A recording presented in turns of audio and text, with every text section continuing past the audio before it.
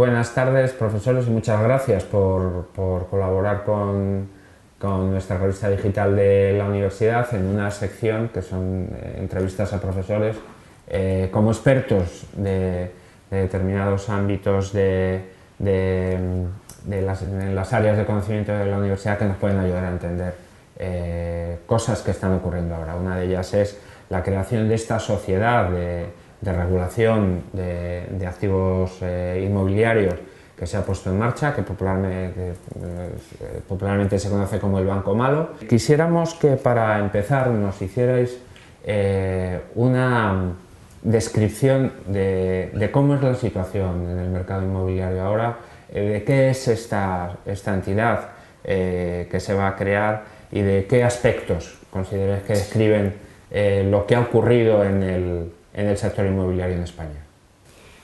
Bueno, desde aproximadamente el año 2008 la banca española, pero una parte de ella, en particular las cajas de ahorros, experimentan un shock notable en el cual no se sabe muy bien hasta qué punto son entidades viables. Y la razón por la que esto sucede es porque tienen una gran cantidad de activos de su balance que están comprometidos al sector inmobiliario. Y la parte más dudosa de esos activos es el préstamo al promotor, aquellos individuos, aquellas empresas que están construyendo viviendas, que están construyendo urbanizaciones, que están construyendo centros comerciales o lugares de trabajo, y que en aquel momento se empieza a pensar que pueden no llegar a vender aquellas promociones. Entonces, lo que sucede es que como nadie sabe muy bien si esas entidades son viables, las entidades españolas que necesitan una parte significativa de su financiación para conceder préstamos en España de los mercados internacionales, ya no pueden acudir a los mercados internacionales por esta duda acerca de su viabilidad. En este contexto es en el que el memorando de entendimiento nos dice que una parte de la resolución del problema pasa por eliminar esa incertidumbre. Tenemos que transformar esos activos de valor dudoso en activos de valor cierto, y el Sareb lo que va a hacer es comprar los activos de valor dudoso a un descuento significativo, pero al menos con lo que le pagarán será con algo que sabemos su valor, que pueden ser pues letras del tesoro, que pueden ser simplemente una infusión de dinero, de capital cierto, que ahora estará en los balances de esos bancos que tenían problemas. Han cambiado un activo quizá de mucho valor, pero que nadie sabe realmente cuánto valía, al menos en la realidad, por algo que realmente se sabe cuál es su valor. Y esto puede hacer más fácil la situación después para esos bancos, que obviamente, dado que algo que valía 100 de pronto les va a valer 45, puede generar problemas muy serios de necesidad de capital adicional. Pero para eso están los fondos que la Unión Europea ha dicho que tendrán que estar destinados a estos bancos. Se les recapitalizará, su balance estará ahora limpio de incertidumbres, y con un balance limpio de incertidumbres es más fácil ir a los mercados internacionales a que se les preste ese dinero que no genera, digamos, el ahorro de nuestra economía, para que a su vez lo puedan volver a transferir a empresas y familias en nuestro país. Profesor Feliu, ¿cómo describiría la situación actual? Pues hombre, es bastante negra, pero esperanzadora, ¿no? A través de los mecanismos que se ha articulado y que ha descrito mi colega, bueno, pues aparece una vía de salida, ¿no? Una solución. También habría que contemplar otra relación, que es la relación no solamente entre entidades, sino entre particulares y entidades, ¿no? Para complementarlo. Entonces, para no abundar sobre lo mismo, voy a centrarme en este aspecto. Entonces, la relación entre particulares o consumidores, en fin, particulares y entidades, es muy diversa precisamente porque lo que se da ahí es otro elemento añadido a esta circunstancia, que es una elevada tasa de morosidad, una elevada tasa de impagos y algo que tiene que ver con lo apuntado anteriormente, que fueron, en cierto modo, pues un porcentaje elevado de hipotecas basura, si se permite la expresión, donde no se había realizado una reflexión previa sobre la capacidad de ahorro a largo plazo, teniendo en cuenta pues, que los créditos hipotecarios son a largo plazo, es un compromiso a largo plazo, sobre la capacidad para responder, sobre la capacidad para atender esos pagos, y precisamente se habían negociado luego en los mercados nacionales e internacionales, en los paquetes se habían introducido esas pequeñas hipotecas o esos volúmenes de hipoteca basura en los paquetes a nivel nacional e internacional, y se habían negociado con las mismas. Actualmente lo que sufrimos, además de las relaciones macroeconómicas o relaciones microeconómicas, donde nos encontramos además con estas situaciones de insolvencia. Situaciones de insolvencia donde han dado porcentajes elevadísimos pues, de concursos de personas físicas, que es algo inexplicable cuando salió la ley concursal, por ejemplo. Situaciones de impagos, situaciones del mercado, donde el mercado inmobiliario ha pasado de ser de compra, ha pasado de ser de venta, abrumadoramente, donde el mercado de alquiler está actualmente por los suelos. En fin, en realidad lo que estamos es una situación de crisis, y da una ocasión para repensar de nuevo una nueva situación y un nuevo planteamiento, con unas nuevas normas, remozar las viejas normas y ver una nueva situación a unas antiguas actitudes, ¿no? Básicamente. Vamos a comenzar hablando de esta sociedad de regulación de activos inmobiliarios que se diseñó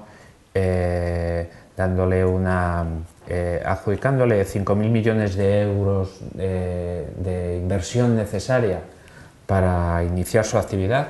Se piensa que va a ser atractiva para inversores extranjeros y se prefiere que sean ellos los que inviertan la cantidad que no va a invertir el Estado, que creo que han sido solamente 1.000 millones la aportación que ha hecho el Estado.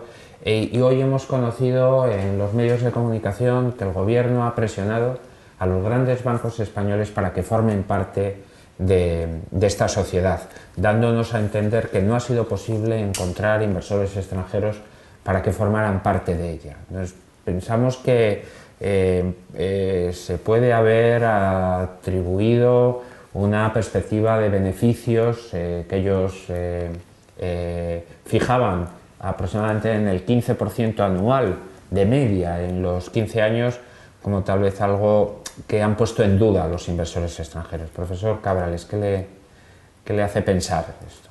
Vamos a ver, este banco va a tener como activo fundamentalmente estos préstamos que hemos dicho de valor dudoso. Fundamentalmente serán terrenos o promociones a medio construir o promociones construidas del todo, ¿no? Estos son los tres tipos de activo que se supone que van a pasar al activo del banco malo. Entonces, mucho de la atribución de beneficios posibles depende de a qué precio se les vendan estos activos al banco malo. Si uno se los vende a 0 euros, entonces la posibilidad de beneficios son infinitas prácticamente, porque ese terreno algún valor tendrá. Si los vendes al valor que está en los libros, es imposible que tengan beneficio. Entonces, mucho de la posibilidad, de la viabilidad del diseño, depende del descuento con el que se vendan. Entonces, la organización del banco malo ya viene con unos porcentajes predeterminados de disminución de valor respecto a lo que tienen sus activos en balance. Pues típicamente el suelo, me parece, suelo sin construir tiene un descuento del 80%, las promociones a medio construir 60 y pico %, y las ya terminadas 40 y pico %, una cosa así. Entonces, si los inversores internacionales no están dispuestos a comprar, a invertir a esos precios, quiere decir que esos descuentos no son suficientes para que ellos piensen que haya una rentabilidad suficiente. Uno podría haber dicho el 15% como podría haber dicho lo que fuera. Como no sabemos realmente, esos activos son muy heterogéneos, no saben bien cuánto valen, pues el 15% ese que he visto yo en los papeles me suena a cuento de la vaca lechera. No sé muy bien hasta qué punto eso será verdad o no verdad. Cada activo tendrá unas posibilidades de beneficio distintas, y justamente esa incertidumbre, que era la que hacía suspicaces a los inversores de entradas o cuando estaban en el balance de los bancos, sigue haciéndoles suspicaces, lo cual quiere decir es que no están seguros que ni siquiera esos descuentos sean suficientes. O sea que muy probablemente lo que ha sucedido es que esos márgenes globales no son suficientes, sobre todo dado que en los mercados internacionales los que pueden invertir pueden invertir, en lugar de hacerlo en unos terrenos españoles que nadie sabe muy bien cuánto valen, pues esos mismos inversores pueden llevarse ese dinero a Brasil, a México o a China, que están creciendo a tasas muy elevadas y donde uno parece que las rentabilidades son más claras inmediatamente. Yo sí que me parece que si uno esperara 10 años, 5 años, 7 años para vender muchos de esos activos, sí que se venderían con una cierta ganancia, pero los primeros 4 o 5 años muy probablemente es muy difícil que obtengan ninguna ganancia, y si aplicamos los tipos de descuento habituales para la espera de esos años, digamos, los costes financieros de eso crea un balón de deuda adicional o una necesidad de rentabilidad adicional que probablemente ni siquiera con esos descuentos lo haya hecho suficiente. Ahora, yo tampoco me fiaría del todo de esas noticias porque pueden ser rumores y especulaciones, así que no estoy suficientemente dentro como para saber hasta qué punto son ciertas. Profesor Feliu, ¿cómo es su visión de este inicio, aparentemente con dificultades, de esta sociedad? Para complementar lo que ha dicho mi compañero, pues yo creo sencillamente que lo que hay es el factor riesgo país, ¿no? Entonces, toda la imagen que se proyecta fuera a través de los medios, del Financial Times, de las fotografías que aparecen recurrentemente en el New York Times, la asimilación, aunque no sea real, ¿no? Pero la asimilación que se realiza entre la marca España y Grecia y otros países, ¿no? Que se encuentran en una situación de rescate o de pseudo de rescate o pendiente de rescate, pues eso hace que cualquier inversor internacional, cualquier inversor extranjero tome otra decisión muy diferente a la de invertir aquí. Entonces, de ahí que existan tantos mensajes, pues bien desde la Comisión, o bien desde la Comisión de la Unión Europea, o bien del Consejo, o bien desde organismos internacionales, sobre que las medidas que se están adoptando en España ahora mismo son adecuadas. No sé si son adecuadas o no, porque decididamente yo no gobierno, pero creo que van en la dirección de afianzar, o mejor dicho, evitar lo que es el riesgo país. Hay otros países que efectivamente tienen una tendencia a la alza, porque su economía es boyante, que también tienen un efecto de riesgo país, pero la rentabilidad, la posibilidad de obtener una rentabilidad es muchísimo mayor, y entre invertir aquí e invertir en Brasil, que también tiene cierto riesgo, o en Yemen, pues no se termina de tomar la decisión aquí. Antes España era un país seguro, la marca España era una marca segura, ¿no? Una marca rentable. Hemos perdido la confianza en los mercados internacionales, o mejor dicho, los mercados internacionales han perdido la confianza en España. Entonces es algo fundamental que la imagen de España trascienda afuera, especialmente a la hora de captar la inversión internacional, que es lo que tenemos que hacer. Esta es la decisión, el por qué sí o por qué no, por qué hay que acudir a bancos nacionales. Pues porque existe un riesgo país. De hecho, es muy probable, para complementar lo que dice el profesor Feliu, que una de las razones por las que se pide a los bancos nacionales para que entren es porque una vez que los bancos nacionales entran, los extranjeros pueden pensar, bueno, si ellos invierten su dinero, a lo mejor yo también puedo estar dispuesto a invertirlo. Pero no ayuda que haya que obligarles, porque claro, si hay que obligarles, entonces la señal se vuelve a devaluar y ya no es tan importante. Incluso puede ser contradictoria. Sí. Bueno, esperemos a ver cómo evoluciona hasta que se constituya finalmente. Tiene todo la mitad de noviembre y toda la parte y todo el mes de diciembre para ver finalmente cuáles son los inversores que forman parte de esta sociedad. Ahora vamos a continuar por el funcionamiento de la sociedad. Vamos a abordar ya algunas cuestiones concretas relacionadas con esta sociedad. En diciembre los bancos y cajas intervenidas venderán 45.000 millones a esta entidad, que seguramente los profesores luego querrán hacer una precisión de a qué estos 45 millones, qué es lo que suponen sobre lo que son los activos reales, ¿no?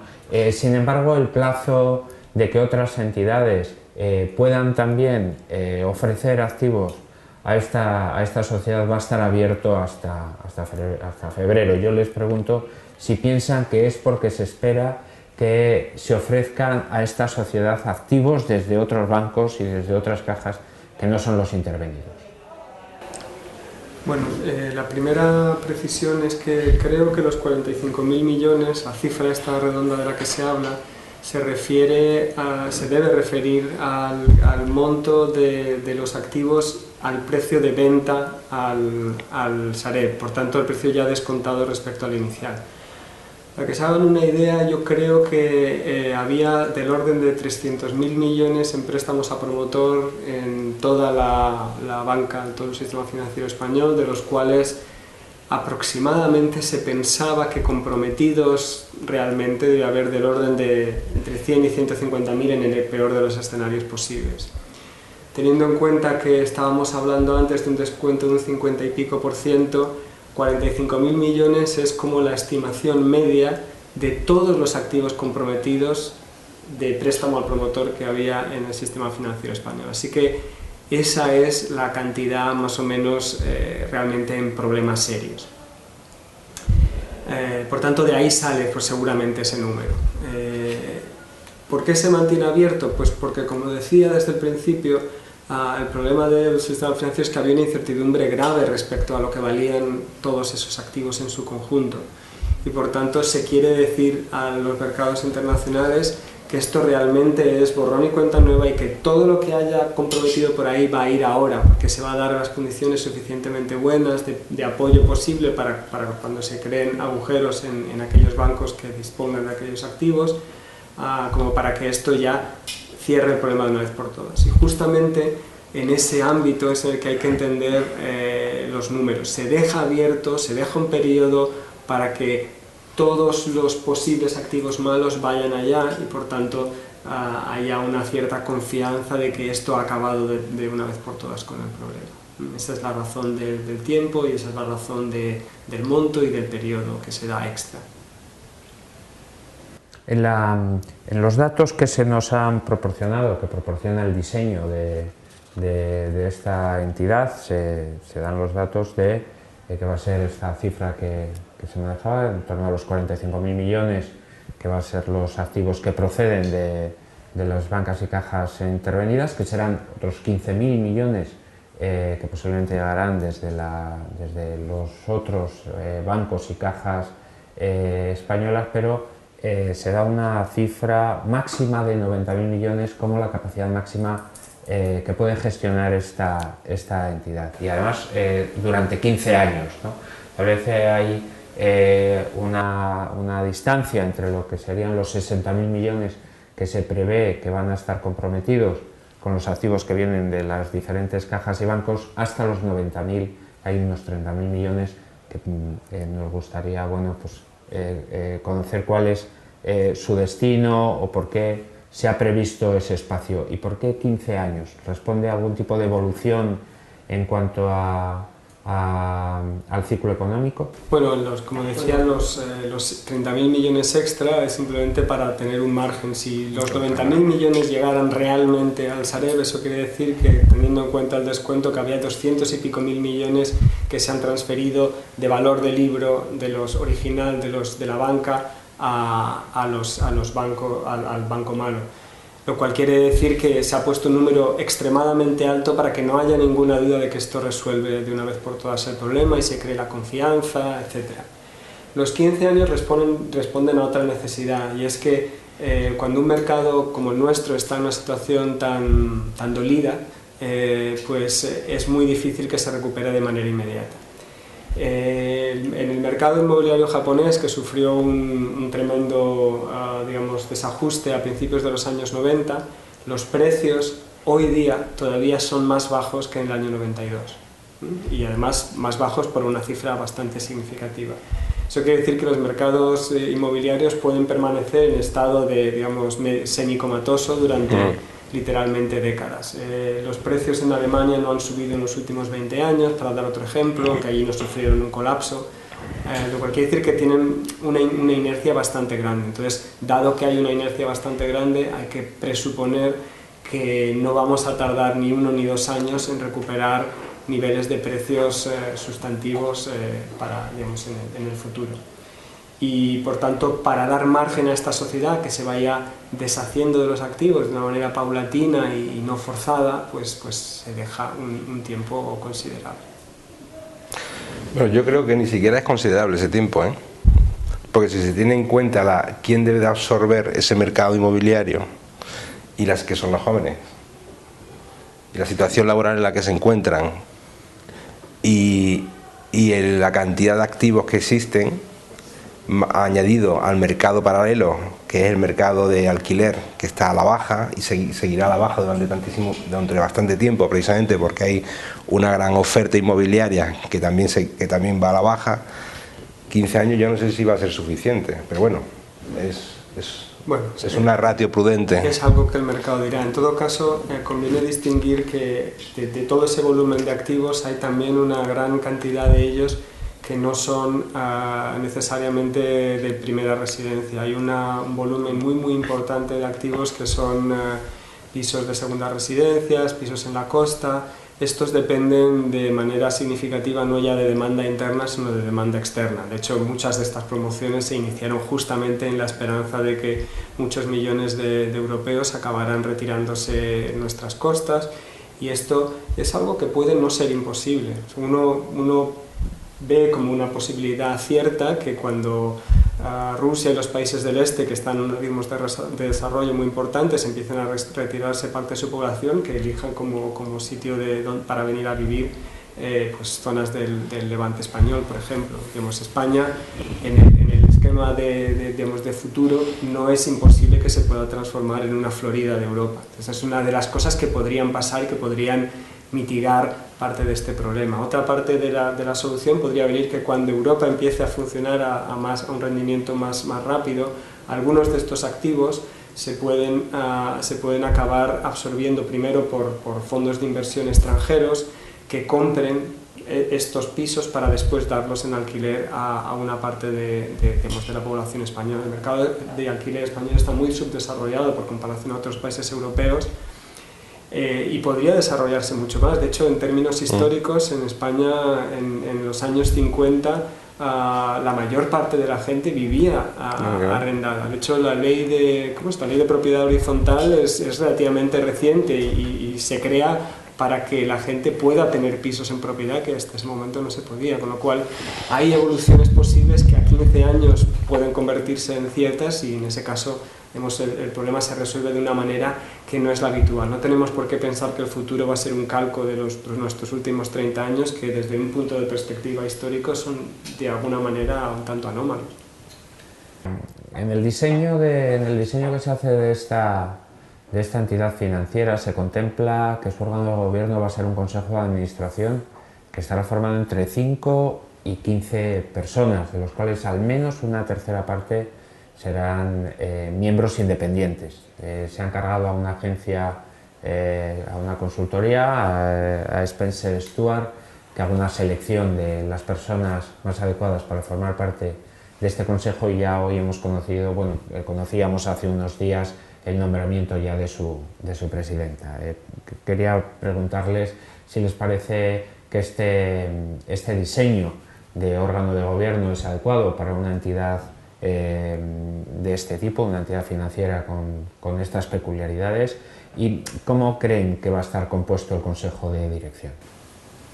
Bueno, es un poco difícil de saber, ¿no? Pero en primer lugar decir que el que haya 5 miembros independientes o una tercera parte de miembros independientes es una práctica habitual. Yo creo que está en casi todos los códigos de buena conducta de las sociedades anónimas, y el resto pues serán básicamente representantes de los accionistas de esta sociedad. En la medida que el Estado sea un accionista, pues el Estado tendrá que poner ahí a sus representantes o a otras personas que decidan. O sea que esto no parece que sea... Lo importante no es tanto, yo creo, el Consejo de Administración, que sí, que también lo es, sino que este Consejo de Administración nombre a profesionales muy capaces, que conozcan muy bien el mercado. Exacto. Porque es un mercado extremadamente complejo. Para que se hagan una idea, yo estuve una vez hablando con un director de riesgo de un gran banco español y me hablaba de tener promociones que estaban localizadas en sitios que eran del banco, que eran básicamente sitios que no se sabía muy bien aquello, que él se iba a visitar aquellas promociones para ver cuánto podía valer aquello, y alguien que tenía gran conocimiento del mercado y de la banca decía, no sé cuánto vale esto. O sea que es muy, muy, muy importante que sea muy profesional esta gestión. Sí. Desde luego, yo no sé si 5 o 15, me da igual, la verdad. Lo que sí considero, y es una desiderata, ¿no?, es que tienen que ser personas profesionales y honestas, fundamental. Y después capaces de designar y nombrar un equipo directivo absolutamente conocedor del ramo. O sea, eso me parece fundamental. O sea, que no ocurra como ha ocurrido en las cajas de ahorro, por ejemplo, donde, en fin, había consejeros magníficos, otros no tanto, desgraciadamente, y después había buenos directivos y directivos que lamentablemente no cubrían el expediente. Lo importante no es que sean 5 independientes, o sean 8 independientes, o sean 15, o sean... No, eso creo obedece a una ratio muy consensual de un código de buen gobierno, ¿no? Lo importante es quiénes van a ser, fundamental, y en quién van a delegar sus competencias directivas. Eso es lo más importante. Yo creo que eso es el corazón fundamental. ¿Cómo lo van a hacer, en definitiva? ¿Cómo lo van a hacer? Este llamado Banco Malo no es el primero. En Europa ya ha habido ya muchos casos. Creo que el último que se pone en marcha es el de Irlanda, pero anteriormente sociedades de este estilo se crearon en Holanda, en Alemania y en Suecia, ¿no?, con objetivos similares. ¿Cuál piensan que es el modelo que se ha seguido desde España? Si se ha seguido alguno de ellos, es un modelo original. ¿Y cómo fue el resultado de estas sociedades, o cómo está siendo en Irlanda y cómo fue en los otros países europeos en los que se puso en marcha?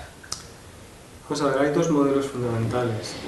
Un modelo fundamental es aquel en el que los bancos afectados trasladan sus activos básicamente a precio, digamos, el que está en los libros, al precio contable al banco malo. Y eso lo que quiere decir es que el banco que traslada sus activos recibe una subvención implícita brutal, como estamos hablando de una cantidad muy importante. Este es el método que se utilizó en Alemania. Y en otros países, que creo que es el caso de Irlanda, lo que se hace es transferir los activos a un precio más ajustado al potencial de mercado al banco malo. El banco malo típicamente no necesita tanta subvención porque ya lo ha recibido a un precio, digamos, prácticamente de mercado, y en cambio el que se queda con el agujero grande es el banco que originalmente tenía los activos. Ninguna de las dos es necesariamente buena o mala. Lo que sucede es que sabemos dónde, lo que diferencia los dos sistemas es dónde se produce la subvención. En el caso como el español, que se parece más al irlandés, la subvención seguramente tendrá que ir, o la ayuda estatal tendrá que ir a los bancos que transfieren inicialmente el activo.